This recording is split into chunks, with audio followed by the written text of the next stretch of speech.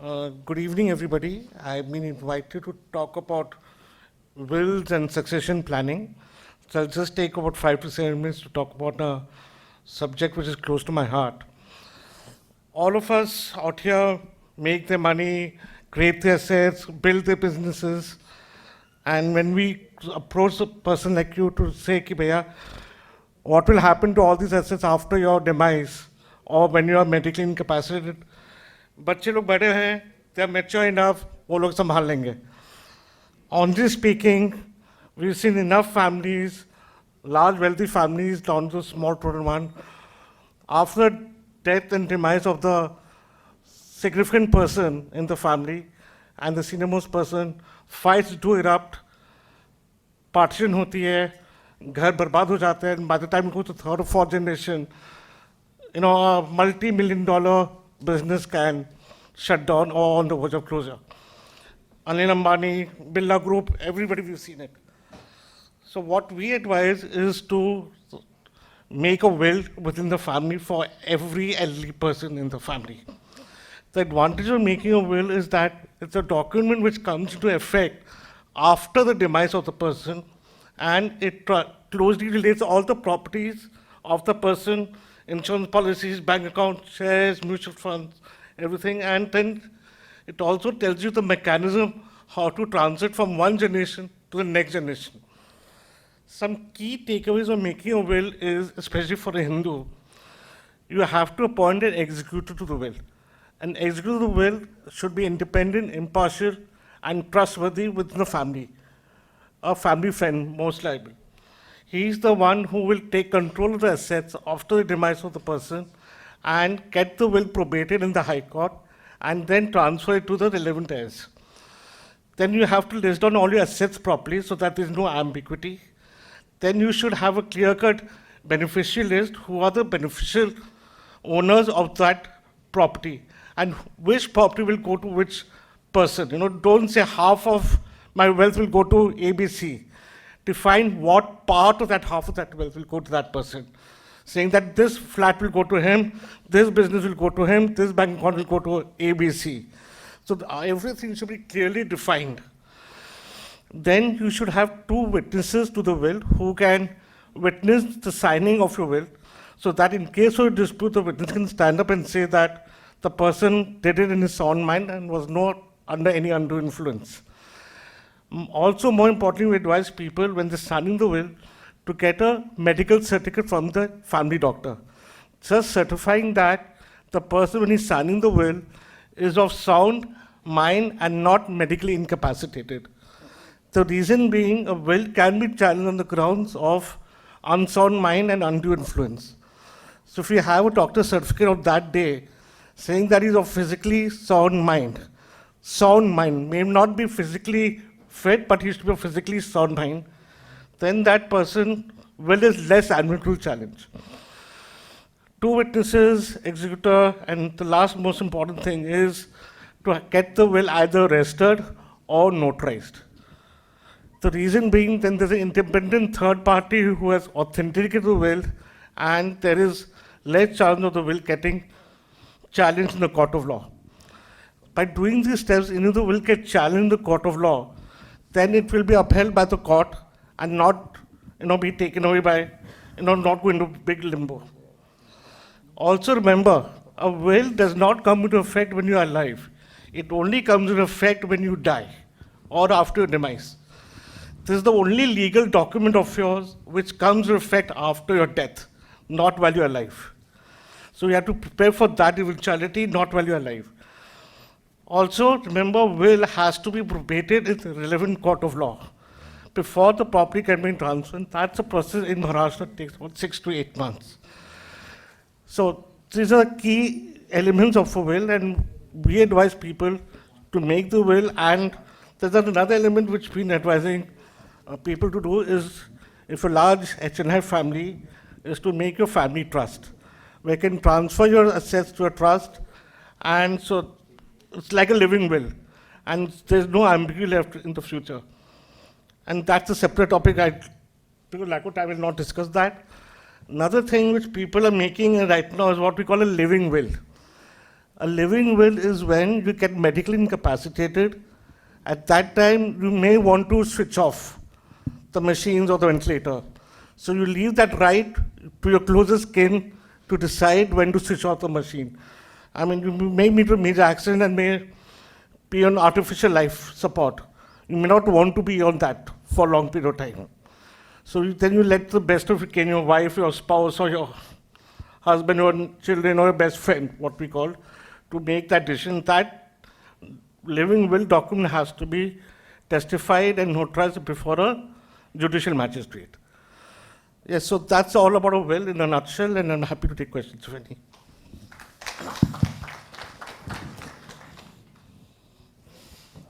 Thank you, Apoorva ji. Agarwal community में कोई आपकी सपोर्ट देना चाहे, हेल्प देना चाहे will के लिए? Yes. So you can see. Any questions? If anybody wants to get the will or the family trust made, we are 24/7 available for them. Our office in Darwin Point in South Bombay only. So anytime you can get in touch with them, we'll get it done. Sir आपने जो probate का बताया है, ये probate court में होती है, court order से, तो ये जिसने विल बनाई है उसकी डेथ के बाद ही होती है? उसकी डेथ के बाद ही होगी। उसके जीते जी वो कोर्ट में जाके प्रोबेट नहीं करा सकता? नहीं करा सकता, because it's a document which will come into effect after your death, not before your death. Yes, तो जब कोर्ट में जब पेशियां होती हैं, द जज ask the witness of the non beneficiaries.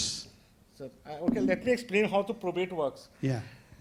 When I say it has to go to court for probate, it goes to court, कोई जज के सामने पेशगी नहीं होती है. It's an administrative process which happens through the sub-registrar's office of the thing. The witnesses have to file an affidavit that the document was signed in my presence and is purely authentic. Only अगर कोई challenge करता है, then it will go before the court. If there is no challenge, it's an administrative process which takes about 8 to 9 months. Sir हमारे मेरी wife की death हुई थी, उन्होंने विल लिखी थी, और जैसे कि मेरी डॉटर के नाम उन्होंने कोई प्रॉपर्टी ट्रांसफ़र नहीं की थी, Okay. मेरे सन के नाम की थी। तो कोर्ट में जज ने specifically they called my daughter Okay. To certify that she is not interested in any claim. So that's an affidavit she would have filed. So affidavit should have been filed. Then she wouldn't have been called to court. No, what I mean, जिसने will लिखी है वो तो चला गया, Correct. तो certify और audition कौन करेगा उसको? The court will do that. Yes. So that's why we file for probate. And normally all the heirs and the witnesses file an affidavit in court so that they don't need to go to court at all. Okay. But suppose the bank accounts and the selling of the property, they want probate from the court. Yes, so that's the probate process will happen after death. Yes, yes. Which takes about yes. 8 months' time. Okay, okay. And is it necessary that the non-beneficiaries in the will should sign? See, the Because will, that will be a pakka thing. the will can only be signed by the person who's making the will. Yeah. And the two witnesses. Nobody else can sign the will. And will is supposed to be a confidential document, sir. It's not a public document for everybody to read. Nobody should know anything about the content of the will unless you want to disclose it to them.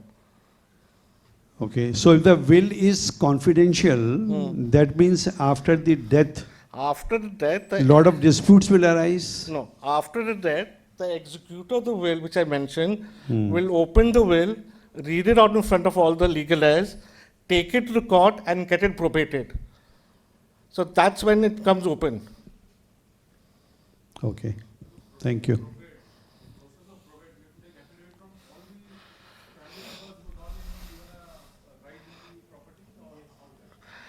We tend to take after all the legal heirs as per the Hindu Section Act, so that in future there is no dispute. During the probate process.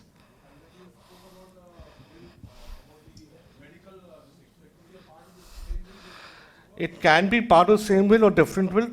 We normally keep a separate will. We call it the living will. Because that's a document which will come into effect while you're still alive. In terms of when you're medically incapacitated, accident ho gaya, you got into coma, you got some brain hemorrhage where you can't take decision of your own, then you depend on the next of the kin to take a decision. So that's the document which comes to effect at that point of time. Probate is always mandatory because without the probate order, no bank or insurance policy, I think Shatru will be speaking on insurance and wealth, he'll tell you that more explicitly. No insurance company will transfer the assets to you if you don't get the probate order. No shares or demat account or your mutual funds will get transferred to the next of legal heir. Okay, I'll just answer that question right now. A nominee is not a legal heir to the property. Remember that. Okay, a nominee is not the legal heir to the property. They're just trustees to the property till the rightful heir is found. The reason why we have nominees placed so that the bank, insurance, or the third party who's holding your money does not have to go out in the market to look for the rightful legal heir. They will just tell the nominee, here is the money, or here is the bank account, or here is the insurance policy, you identify the legal heir and give to that person. That's the role of a nominee. So please don't get confused that the nominee is the legal heir to the property. The nominee is not the legal heir. They're mere trustees of the property till the rightful heir is found. Sir, my question is, कि in case of registration, suppose there's a property transfer, is it always necessary to pay the stamp duty and get it registered? Sometimes what happens is कि you have an ancestral property, right? It is being transferred from generation, but the stamp duty and other things are not paid. If you're inheriting the property through legal heir, then there's no stamp duty or registration fee payable. You just have to file a nominal amount of 1,000 rupees and get the property transferred after you get the probate order. Thank you. Yes, Prashant.